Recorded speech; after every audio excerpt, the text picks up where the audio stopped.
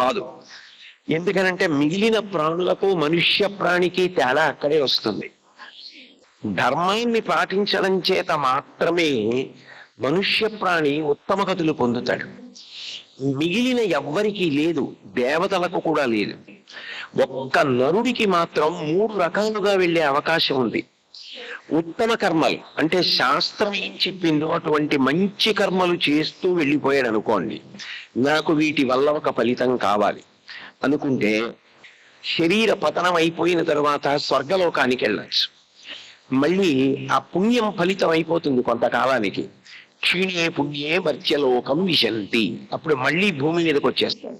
అసలు ఈ శాస్త్రం మీద నమ్మకం లేదు, ఈ పుణ్యకర్మలవి నేను చెయ్యను, నాకు ఏది సంతోషం అనిపిస్తే, నా ఇంద్రియాలకు ఏది సుఖం అనిపిస్తే, నా మనసు ఏది భోగం అనుభవించాలని అనుకుంటే దాన్ని అనుభవిస్తారు అని శాస్త్రాన్ని గురువుని పక్కన పెట్టి ప్రవర్తించాడు అనుకోండి, పాపకర్మలు చేశాడు కాబట్టి నీకు ఆ పాటి దానికి నరజన్మ ఇవ్వవలసిన అవసరం లేదని భగవంతుడు తిరియక్ జన్మనిస్తాడు. తిరియక్ జన్మ అంటే ఎన్నుపాం భూమికి అడ్డంగా ఉండేటట్టుగా పుట్టి అడ్డంగా ఉండేటట్టుగా పెరుగుతాడు, తిరియక్కుగా పుడతాడు. అట్లా కాదు, నాకు పాపము వద్దు పుణ్యము వద్దు, నేను ఈ మంచి పని చేసి ఏదో నాకు పుణ్యం కావాలని నేను కోరుకోవట్లేదు, నేను కేవలం భగవంతుడు చెప్పినట్లు బ్రతకడంలో నాకు ఒక గొప్ప సంతోషం, నేను అందుకు ఇట్లా ప్రవర్తిస్తున్నానంతే తప్ప ఇది నా విహిత కర్మాచరణం, నేను చెయ్యవలసింది కాబట్టి చేస్తున్నాను తప్ప నాకు దీని వలన ఏ ప్రయోజనము అక్కర్లేదు అంటే అది చిత్తశుద్ధినిస్తుంది. ఆ చిత్తశుద్ధి ఏదో ఒకనాడు భగవంతుడి అనుగ్రహానికి కారణమై జ్ఞానమునిస్తుంది. ఆ జ్ఞానమే మోక్షమునకు కారణమవుతుంది. అంటే ధర్మాన్ని అనుష్ఠానం చేసిన నరుడు దేవతా పదవిలో కూర్చోగలడు, ధర్మానుష్ఠానం చెయ్యకుండా పతనమైపోయిన వాడు తిరియక్కైపోగలడు.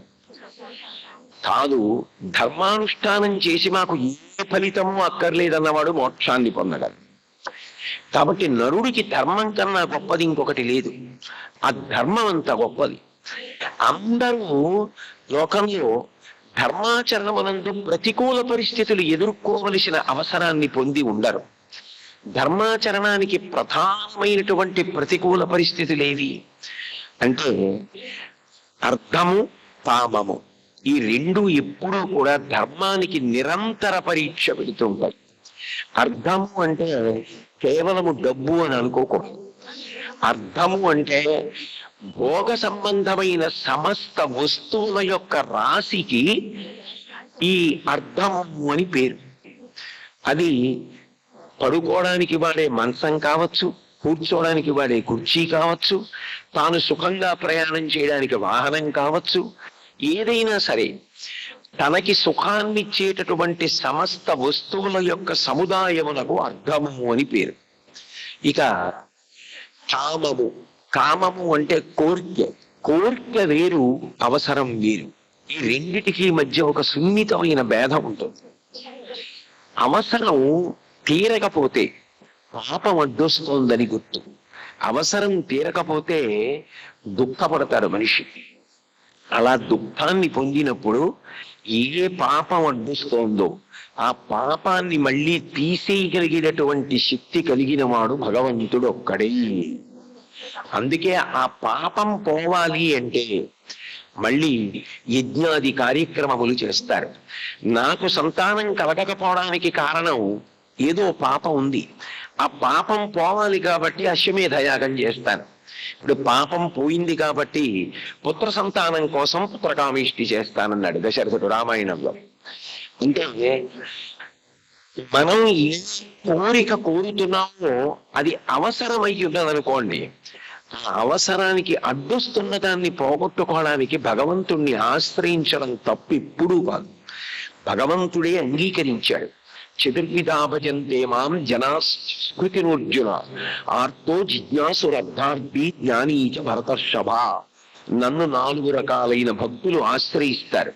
అందులో ఆర్తు, చాలా ఆర్తి కలిగినటువంటి వారు, జిజ్ఞాసు, అసలు భగవంతుడెవరు తెలుసుకోవాలని కుతూహలం ఉన్నవారు, అర్థార్థి, మంచి పనులు చేయడానికి డబ్బు కావాలని కోరుకున్నవాడు. జ్ఞానీచ, ఎవరు భగవంతుడు తత్వత ఎరుకలోనికి తెచ్చుకున్నవాడు కూడా భగవంతుణ్ణి స్తోత్రం చేస్తాడు.